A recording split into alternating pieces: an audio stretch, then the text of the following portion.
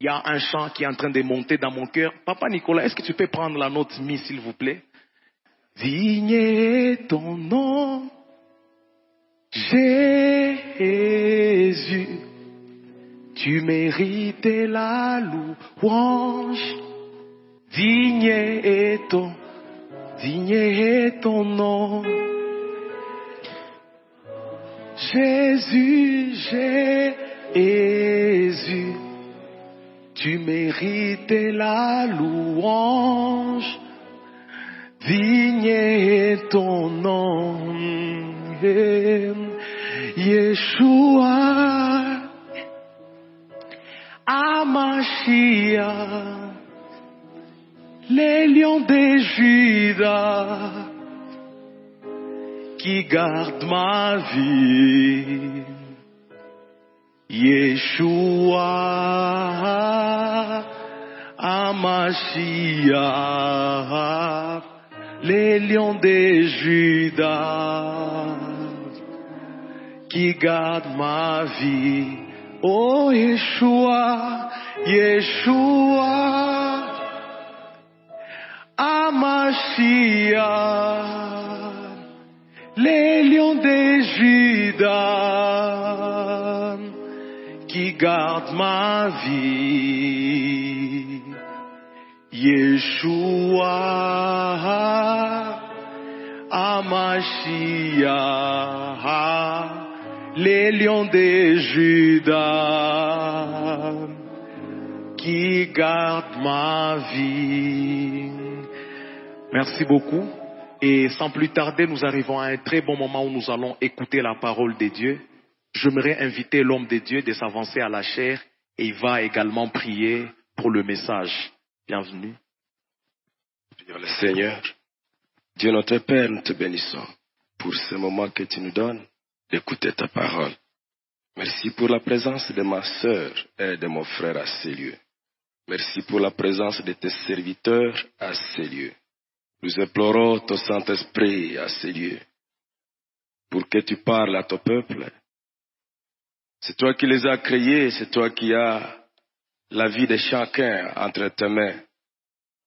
Raison pour laquelle je sais que tu as prévu la part de chacun, même de moi-même. Raison pour laquelle, Seigneur, je m'abandonne au Saint-Esprit.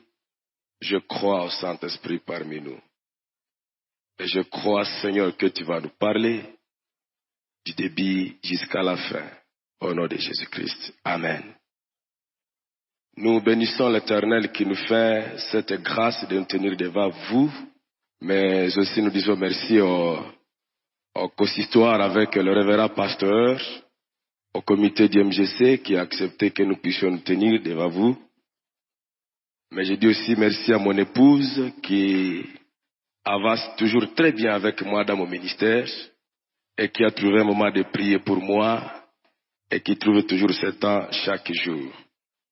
Nous avons 40 minutes qu'on nous a données que nous devons bien gérer suite au temps. Nous sommes dans Josué chapitre 24. Josué chapitre 24. Selon le programme que j'ai à moi, je trouve que j'ai droit à 40 minutes. Josué chapitre 24, nous allons lire le 14e et le 15e verset. Je vais lire au nom de Jésus-Christ. Maintenant, craignez l'Éternel et servez-le avec intégrité et fidélité. Faites disparaître des dieux qu'ont servi vos pères de l'autre côté du fleuve, en Égypte, et servez l'Éternel. Et si vous ne trouvez pas bon servir l'Éternel, choisissez aujourd'hui qui vous voulez servir, ou les dieux de vos pères au-delà du fleuve, ou les dieux des Amoréens dans les pays desquels vous habitez. Moi et ma maison, nous servirons l'Éternel, parole du Seigneur. Amen. Avec le temps, nous allons aussi lire Proverbes chapitre 3, versets 5-6. Confie-toi à l'Éternel de tout ton cœur et ne t'appuie pas sur ta sagesse. Reconnais-le dans toutes tes voies et il aplanira tes sentiers. Parole du Seigneur. Amen. Le sujet qui nous a été donné est intitulé « Décision et choix en fonction de la mission de faire les disciples de Jésus-Christ. » Décision et choix en fonction de la mission de faire des disciples de Jésus-Christ.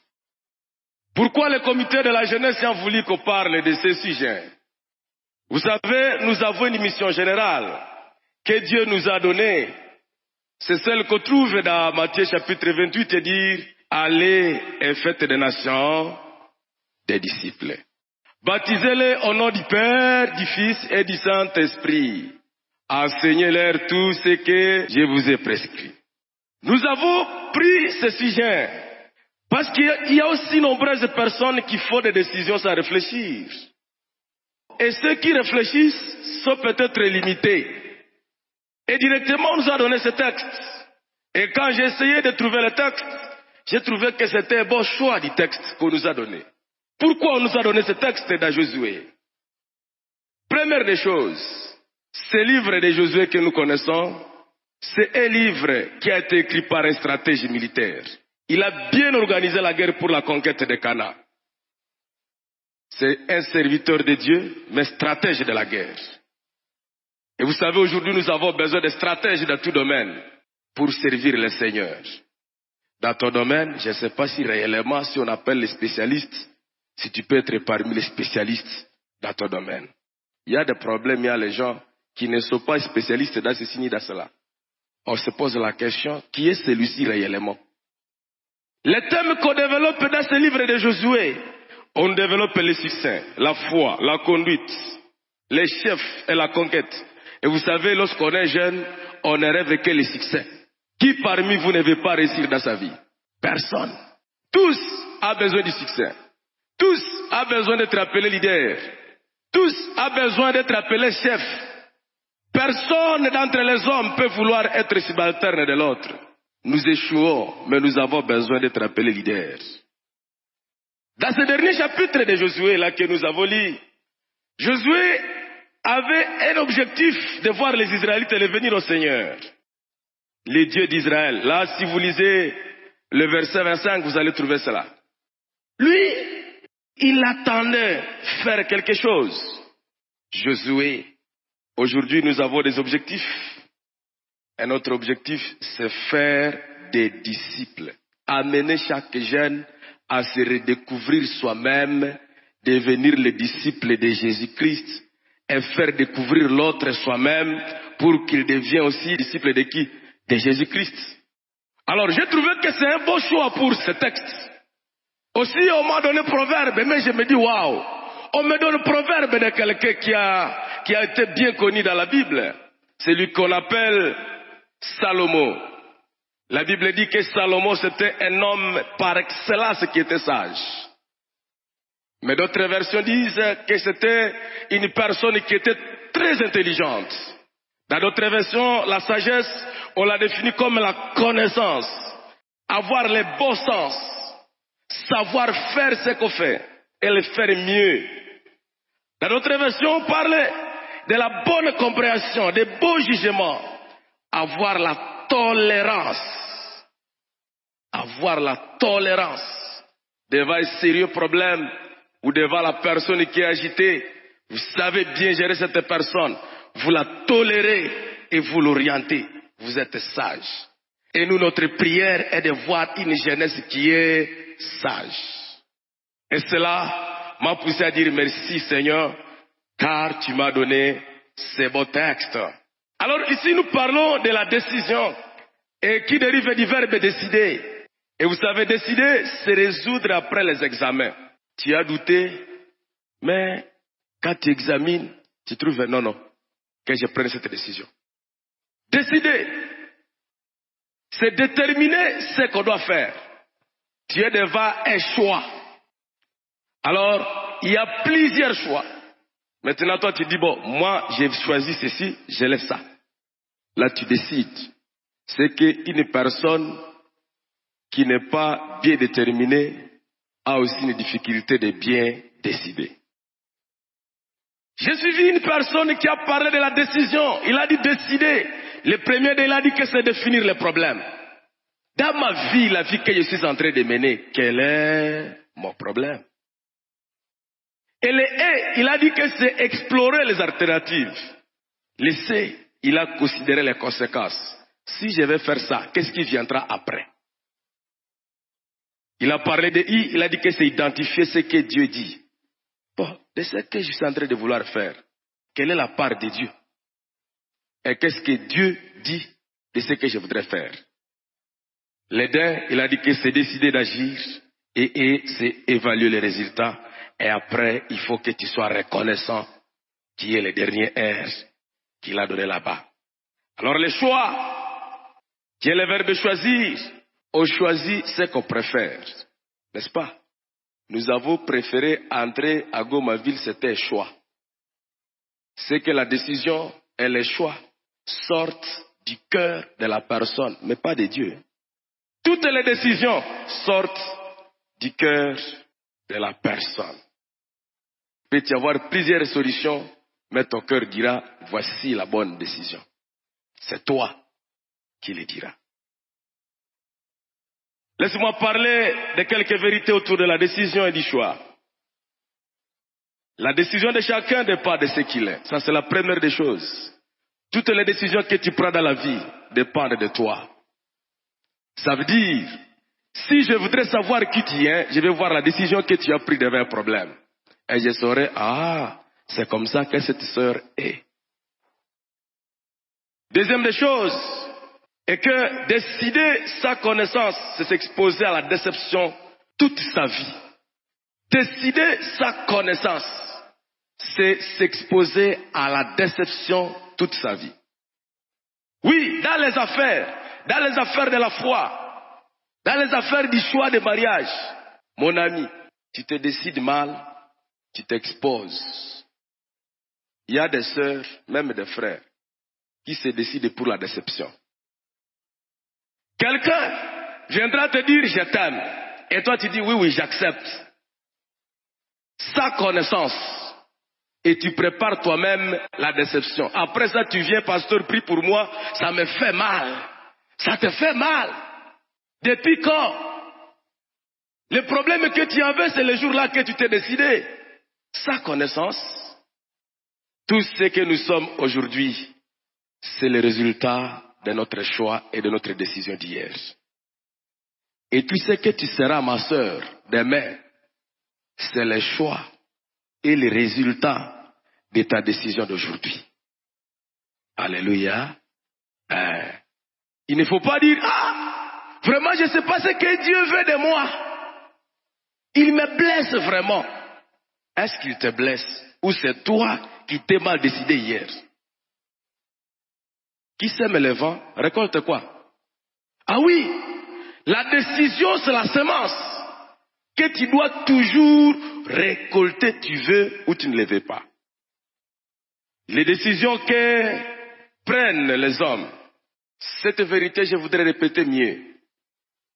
La décision que tu prends ne t'engage pas toi seulement. Raison pour laquelle je ne vais pas dire quelque chose et dire ça ne m'engage que moi. Non, non. Il n'y a aucune décision qui engagerait une personne. La décision que tu feras dans ta vie t'engagera toi, ceux qui te suivent et ton maître. Est-ce que je me fais bien comprendre? Là, je suis dans l'Ancien Testament. Il y a celui qu'on appelle Élie, qui a pris la décision de dire il n'y aura pas de pluie pendant 3 ans et demi. Il a décidé. Le ciel a dit ok, je mets ok. Pas de pluie. Qui a souffert? Lui-même a souffert et ceux qui étaient derrière lui ont souffert. Là, je suis dans le Nouveau Testament. Je me souviens de celui qu'on appelle Pierre, qui s'est dit, moi je trouve que ça ne va pas. Il faut que je rentre pêcher les poissons. Est-ce qu'il est parti seul? Tout le monde a dit, ils sont partis là-bas. Quand ils étaient en train de dépêcher les poissons, même Jésus, là qu'il était dit, oh, mon Dieu, qu'est-ce qui ne va pas? Il est venu encore les repêcher. Toute décision que tu feras ne t'engagera pas toi-même. Ça veut dire quand tu prends des décisions, regarde d'abord toi-même. Regarde ceux qui sont derrière toi et regarde le maître qui t'a envoyé au ministère et tu vas bien faire les choses. Alléluia. Il ne faut jamais décider dans des émotions. Je me répète, il ne faut jamais décider dans des émotions. Là, je suis dans l'Ancien Testament. Ézéchias qui est malade, on l'amène des cadeaux. Quand on l'amène des cadeaux, directement il dit, voici là que nous mettons aussi nos munitions. Par émotion positive ou négative, ne prenez jamais la décision. Si tu sens que tu es émotionné, ne prends pas la décision. Car tu risqueras de faire une mauvaise décision. Alors pour nous allons faire des décisions pour faire des disciples de Jésus-Christ. Là, je voudrais dire une chose. On ne peut jamais faire disciple de Jésus si on n'est pas disciple de Jésus. Pourquoi? Parce qu'avant d'être disciple de Jésus-Christ, nous sommes d'abord disciples des hommes. Maintenant, là, Joshua. Avant que tu sois disciple de Jésus, tu as d'abord été disciple d'un homme. C'est lui qui t'a annoncé la bonne nouvelle. Et toutes les personnes qui restent à Jésus, il faut que nous ça. Donc, avant d'être disciple de Jésus, nous sommes d'abord disciples des hommes. Raison pour laquelle, mes chers jeunes chrétiens, avant de faire toutes choses, regardons derrière. Et nous allons faire des vrais disciples. Là que nous avons lu maintenant, il s'agit de Josué. Un Josué qui rassemble le peuple d'Israël à Sichem, au nom de Dieu. Il les amène. Là, je suis au chapitre là que nous avons lu, le chapitre 24 du premier verset. J'ai continué avec ce verset là-bas pour clôturer là que nous avons lu. La première des choses, qu'est-ce qu'il a fait? Il les a appelés d'abord, il les a d'abord rappelé leur histoire. Leur histoire. Première des choses, qu'est-ce qu'ils ont fait? Il a dit, vos pères habitaient à l'autre côté du fleuve et adoraient d'autres dieux. Est-ce que vous vous souvenez? Ils disaient oui. Il dit, j'ai pris votre père Abraham. Ça, c'est Dieu qui parle. Dieu parle, il dit, j'ai pris votre père Abraham de l'autre côté du fleuve. Et je lui fis parcourir tous les pays de Canaan. J'ai d'ailleurs multiplié sa prospérité. Mon adjoint à elle, Manassé Mandi. J'ai combattu pour vous. Lorsque vous sortez de l'Égypte en allant vers Canaan, il y a eu un moment où les militaires de Pharaon voulaient vous tuer. Mais j'ai frayé un chemin pour vous. Et vous êtes passés. Vous vous souvenez de cela? Manassé Mandi. Je vous ai donné Jéricho. Ce jour-là, vous n'aviez pas combattu. Je vous ai donné une stratégie. Vous allez contourner Jéricho. Et maintenant, vous avez habité Jéricho. Vous n'avez même pas construit une maison là-bas. Vous n'avez rien planté. Vous y êtes arrivé et vous êtes mis là-bas. Vous avez mangé tout ce que les gens qui étaient là-bas préparaient. Tout ça, vous avez vécu à Jéricho. Vous vous souvenez de cela? Ils disent oui. Là, je suis au verset 13. Mes amis, pourquoi il a voulu rappeler à ces gens tout ce qui s'était passé? Alléluia. Je voudrais rappeler à quelqu'un, mon frère, tu habites dans une maison, tu ne connais pas comment elle a été construite. Aujourd'hui, tu pries à Gomaville parce que tu as étudié. Mais autrefois, mon ami, tu étais illettré, tu n'avais jamais étudié.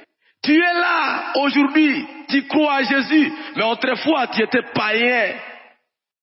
Si tu te rappelles, ici il y a des gens qui n'ont même pas fait une bonne journée, un jour, parce qu'on les avait chassés de l'école. N'est-ce pas?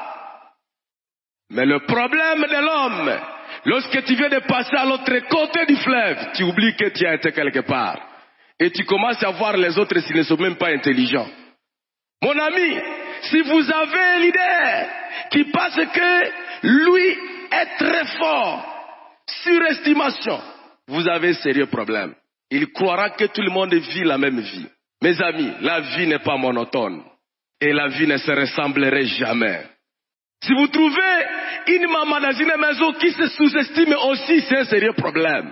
Elle ignore que Dieu a mis en elle des potentialités. C'est vrai, nous sommes spéciaux, mais c'est par la grâce. C'est par la grâce. Ou n'oubliez jamais ce que vous avez été autrefois. Je me rappelle, n'oubliez jamais ce que vous avez été autrefois. Ne jouez jamais avec la grâce que vous avez eue. Deuxième des choses, là que vous êtes arrivés, les autres sont déjà passés par là.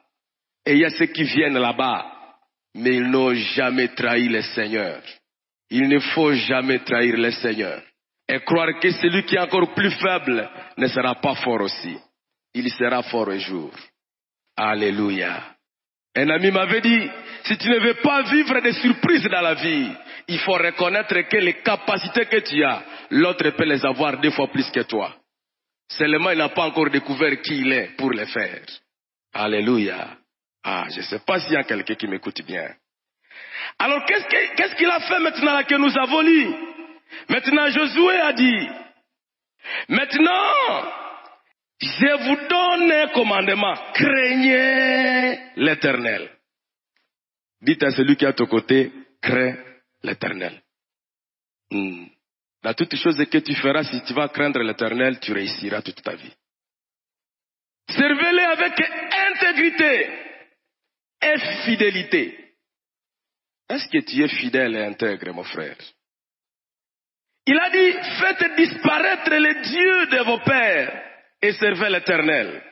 Faites disparaître les dieux de qui? N'est-ce pas qu'il y a le sang de papa et maman qui coulent dans nos veines? Mais la Bible dit, lorsque tu crois à Jésus-Christ comme Seigneur et Sauveur, ce n'est plus le sang de ton père ni de ta mère qui coule dans tes veines, mais c'est le sang de qui? C'est le sang de qui? De Jésus. Maintenant, quand tu dis, ah, nous chez nous, on est toujours orgueilleux comme ça, je ne sais pas comment je vais... Ah, tu ne sais pas. Ah, moi je me fâche vite, je n'aime pas celui qui me dérange. Même mon père c'est comme ça, ma mère c'est comme ça. Eh, papa, c'est encore le sang de ton père et de ta mère?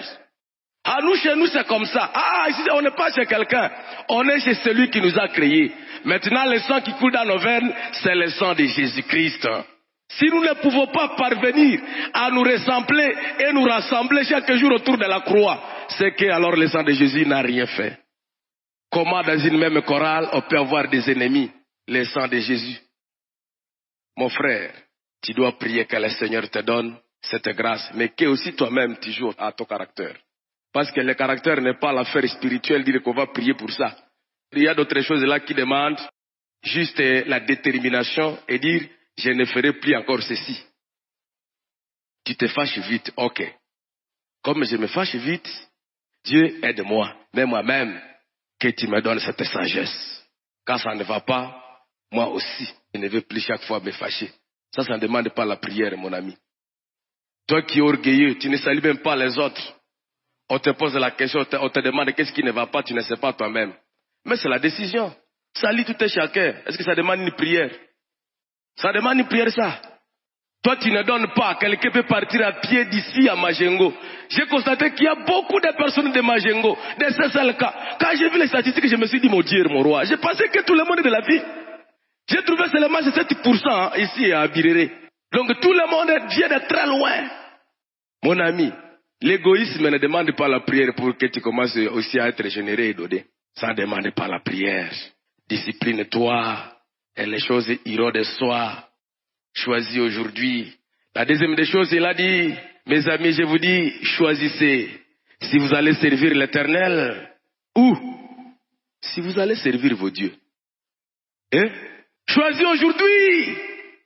Si vous allez rester à Gomaville, en réfléchissant les affaires de la maison, la façon dont votre famille se comporte, ce que vous faites là à l'auditoire, choisissez. Mais pour nous, moi et ma maison, nous servirons qui? L'Éternel. Et nous avons besoin de les servir avec intégrité et fidélité. Que dire de tout ce que nous disons? Qu'est-ce que nous devons dire de tout ce que nous disons aujourd'hui? Avant de croire à Jésus, ça je viens de dire, nous avons eu certains caractères. Ça c'était avant de croire à Jésus. Avant de croire à Jésus, nous vivions des émulations, des concurrences néfastes. Vous trouvez un garçon qui a une montre de $50, un téléphone de $500.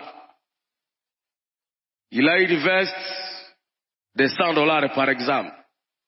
Bon, Mais là qu'il dort, si vous y arrivez, vous vous demandez, qui dort ici souvent? Il n'a même pas une vision de devenir quelqu'un dans la vie. Et puis son ami va dire, comme gentil a porté ceci, moi-même je vais m'efforcer pour que j'ai ça. Ça, j'étais en train de vouloir dire, avant de prendre toute décision de votre vie, regardez aussi derrière vous. Ici, il y a des parents que Dieu a déjà bénis. Ils n'étaient pas nés bénis. Dieu les a bénis. Et un parent a réussi à préparer au moins 4 ou 5 parcelles à ville pour ses enfants. Chacun a sa parcelle. Toi aussi, on t'a déjà dit ta parcelle est telle part, c'est bien. Il t'a aussi amené à Jésus-Christ, c'est bien. Mais je te pose la question. Quand tu seras parent, as-tu déjà prévu aussi les parcelles de tes enfants? Ici, il y a des enfants qui, même leurs parents ne trouvent pas les frais académiques. C'est compliqué à l'école. Mais toi, qui trouves les frais académiques difficilement, tu veux vivre comme celui qui, on paie pour lui toute l'année, au début de l'année, et il est abonné au restaurant de la faculté. Et tu veux vivre comme lui. Ici, il y a beaucoup de personnes qui ne regardent même pas derrière. Et vous allez voir tout le monde dire, il y a aussi gospel Lipanda, je vais aussi y aller. Il y a aussi pardon mariage, je vais aussi y aller. Il y a aussi ceci, je vais aussi y aller. Et toi et les autres, vous allez y aller. Les autres leur donnent les frais de restauration. C'est ce qu'ils donnent comme frais de Lipanda. Mais toi, c'est les frais académiques. Intègre, fidèle à Dieu, comment? Et nous venons et nous prions Dieu comme ça. Dieu pourra élever tout et chacun, mais il faut que tu sois fidèle. Mais sois sûr aussi de toi-même. Si tu as vécu de pareilles choses autrefois, pourquoi encore les vivre aujourd'hui à l'église? Le sang de Jésus a déjà fait quoi pour toi? Ça, c'est le problème de l'émotion. Ça, ce n'est pas le problème de la spiritualité. Ça ne demande pas une prière pour que tu changes. Ça demande quoi? Une décision. Les jours qui sont passés, on se croyait être plus spécial que les autres. Avant de croire à Jésus. Oh, moi j'étais trop spécial. Oh, j'étais comme ceci. Mais même aujourd'hui, les mêmes choses que tu as vécues autrefois, ce sont les mêmes choses que tu vis aussi encore à l'église. Mon ami, est-ce que le sang de Jésus a fait quelque chose pour toi? Et maintenant tu viens nous déranger ici. Et après ça, on dit, bon, on ne sait pas ce que Dieu veut, il ne veut pas me bénir comme les autres. Mon frère, toi tu as trouvé un $200, tu as jeté un téléphone. Un autre a trouvé un $200, il a commencé à vendre du carburant là-bas. Aujourd'hui, il est devenu riche, toi tu as encore laissé que ce que tu étais autrefois. Et tu dis que Dieu ne t'a pas encore béni. Il y a certaines choses, Dieu nous donne la décision, et il nous donne le choix, il dit, choisissez. Et avec ça, nous disons que Dieu, prends la décision. Et je vais te dire, avant de prendre la décision, regarde d'abord derrière. Après toutes ces décisions, mes amis, et après avoir vu ce que Dieu dit de votre décision, alors vous ne serez plus scandale pour quelqu'un. Vous ne serez jamais scandale pour quelqu'un. Et vous allez reconnaître combien de fois Dieu vous a aussi béni. Un jour, j'ai causé avec un garçon de Gomaville, permettez-moi de le dire. J'étais dans mon bureau, je reçois les couples qui viennent et qui veulent se marier. Je viens de recevoir déjà plus de 15 couples depuis que je suis là, c'est bon. Mais je vois l'homme d'ici, une fille de CBCE. L'homme d'ici, une fille de Virung. L'homme d'ici, mais je me suis demandé, mais qu'est-ce qui ne va pas ici? Donc vous ne parvenez pas aussi à avoir des beaux caractères à côté de vous, même des belles figures. Un ami qui me dit, pasteur, ça, ne parlez pas de ça. J'avais essayé de draguer 5 filles ici. Elles m'ont refusé de dire que je n'ai même pas un pantalon. La façon dont je me vêtis, et si tu vas regarder derrière, vois aussi même ta famille. Je peux te dire de voir seulement ta famille. Tu es ce que tu es parce que tu as crié à Jésus. Mais si tu n'avais même pas crié à Jésus, tu devrais être, je ne sais pas comment. Il y a certaines choses qui nous demandent la décision, qui ne nous demandent même pas la prière. Nos caractères nous demandent la décision, ne demandent pas la prière. Notre façon de faire, la paresse, ce n'est pas la prière.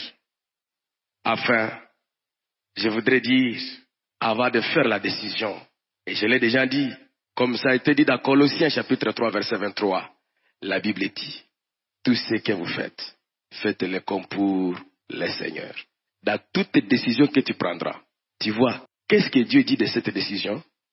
Quelle sera la conséquence pour ceux qui sont derrière moi?